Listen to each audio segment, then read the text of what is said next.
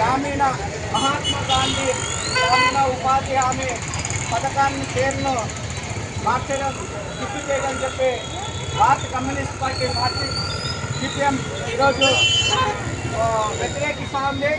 దాన్ని ఆ పేరుని ఏదైతే వీళ్ళు కొత్తగా జీవో తెచ్చారో ఆ జీవోని ఉపసంహరించుకోవాలని చెప్పి రాయదుర్గం సిపిఎం పార్టీ ఆధ్వర్యంలో ఈరోజు మహాత్మా గాంధీ వర్ధంతి సందర్భంగా ఆయన విగ్రహానికి పూలమాల వేసి ఏదైతే మహాత్మా గాంధీ గ్రామీణ ఉపాధి హామీ పథకాన్ని కొనసాగించాలని చెప్పి ఈరోజు ప్రతిజ్ఞ చేయడానికి సిపిఎం శ్రేణులందరూ కూడా ఈరోజు రాయదుర్గంలో చేరుకోవడం జరిగింది.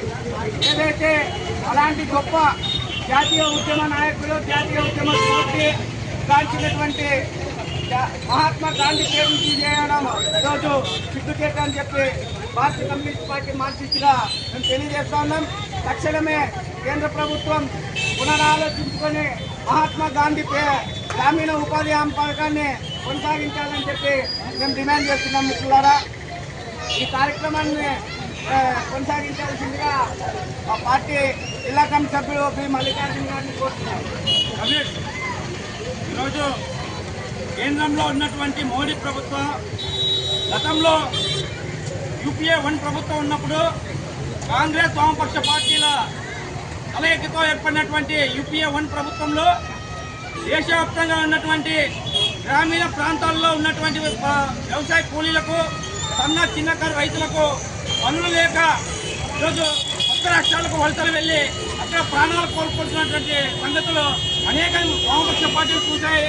అందులో భాగంగానే ఆనాడు యూపీఏ 1 ప్రభుత్వ అధికారులు ఉన్నప్పుడు వామపక్ష పార్టీలు ప్రధానంగా సిపిఎం పార్టీ పట్టుపట్టి గ్రామీణ ప్రాంతాల్లో వలసలు అరికట్టాలంటే వారికి ఒక స్థానికంగానే ఉపాధి చూపాలనేటువంటి ఉద్దేశంతో తీసుకొచ్చినటువంటి చట్టం మహాత్మా గాంధీ జాతీయ గ్రామీణ ఉపాధి హామీ చట్టం.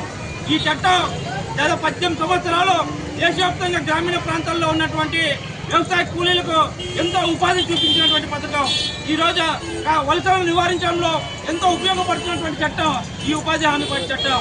అయితే ఇంత ప్రాధాన్యతతో సంచరించుకున్నటువంటి ఈ చట్టాన్ని ఈరోజు బీజేపీ ప్రభుత్వం ఈరోజు మతోన్మాద పేరుతో, దేవుళ్ళ పేరుతో రాజకీయాలు చేస్తున్నటువంటి ఈ బీజేపీ ప్రభుత్వం మహాత్మా గాంధీ జాతీయ గ్రామీణ ఉపాధి హామీ పథకాన్ని పేరు మారుస్తూ శ్రీరామ్జీ అనే పేరుతో నూతన చట్టాన్ని తీసుకురావడం జరిగింది.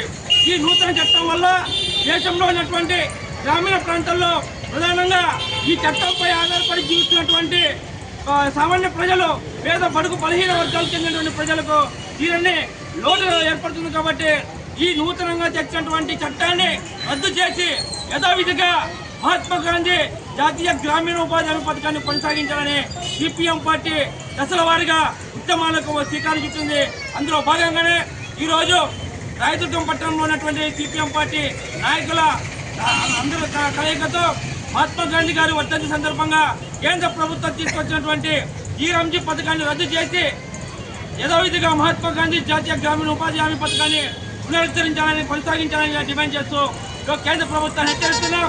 ఇప్పటికైనా కేంద్ర ప్రభుత్వం పునరాలోచించుకొని ఈ చట్టాన్ని యథావిధిగా పాత పద్ధతిలో కొనసాగించకపోతే గ్రామీణ ప్రాంతాల్లో ఉన్నటువంటి రైతులను, చిన్న సన్నకారు రైతులను, వ్యవసాయ కూలీలందరినీ కూడా ఐక్యం చేసి ఈ చట్టం పరిరక్షణ కోసం సిపిఎం ఆధ్వర్యంలో రానున్న రోజుల్లో మరిన్ని ఉద్యమాలకు శ్రీకారం చుట్టామని చెప్పి గాంధీ వర్ధంతి సందర్భంగా కేంద్ర ప్రభుత్వాన్ని హెచ్చరిస్తున్నాం.